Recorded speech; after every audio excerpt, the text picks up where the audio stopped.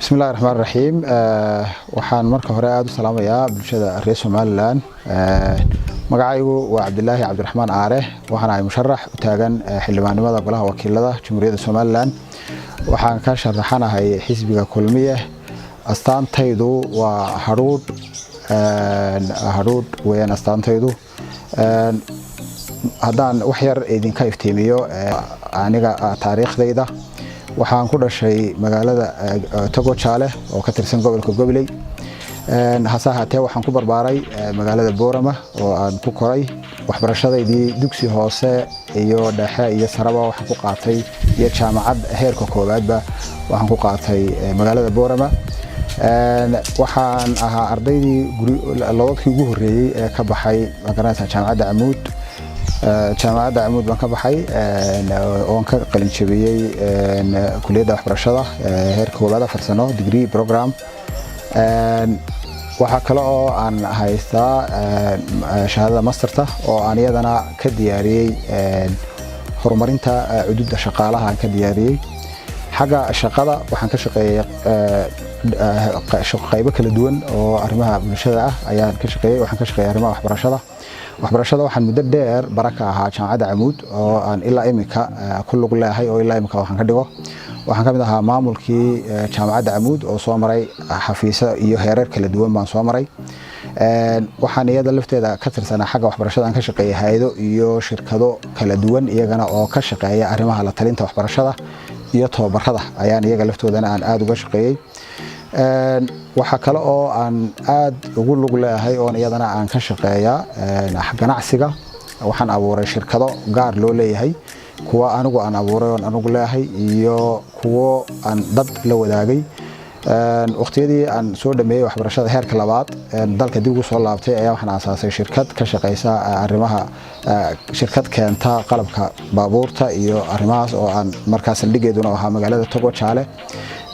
waxa kale oo aan aasaasay shirkad magacayga sidato Regional Trading leedaado kana shaqeysa hawlaha arrimaha cuntooyinka iyo waxaan bagaashka loo yaqaano ku lug leh oo ka shaqeysa shirkado fara badan oo kale oo xoolaha ka shaqeeya oo aan marka qayb ka ahayna way jiraan oo aan magaranaysa sheerar iyo kulahay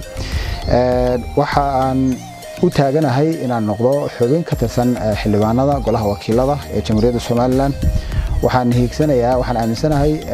in uu golaha baarlamaanku yahay meelaha uu ka dhismo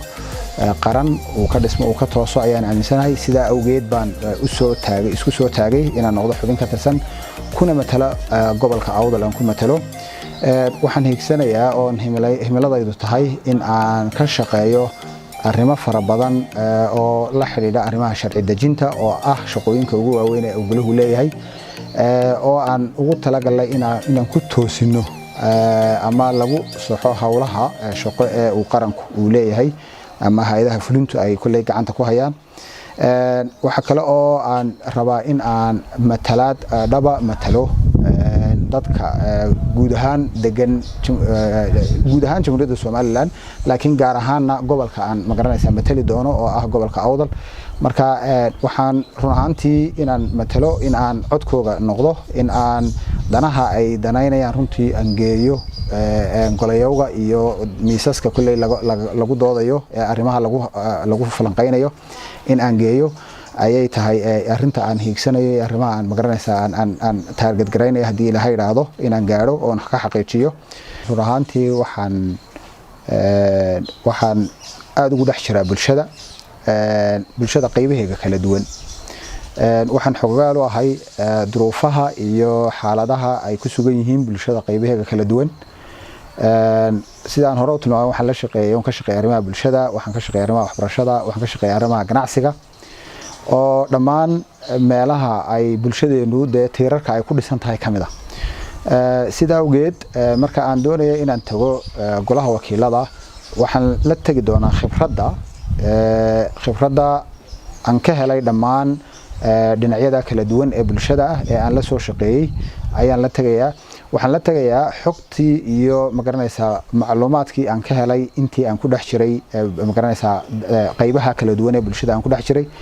waxaan dareemayaa waxa aad dareemaysiin waxaan dareemayaa waxa ka idinka dhiman baan dareemayaa waxaan rabaa inaan geeyo baahiyaha aad tabaysiin ayaan rabaa inaan geeyo kale golaha oo aan rabo inaan idinku matalo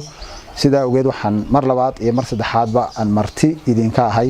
in aad igu taageertaan codkiina inaad taageero magaranaysaa hiiliyahooba aad ila garab joogsataan aadna waad ugu mahadsantihiin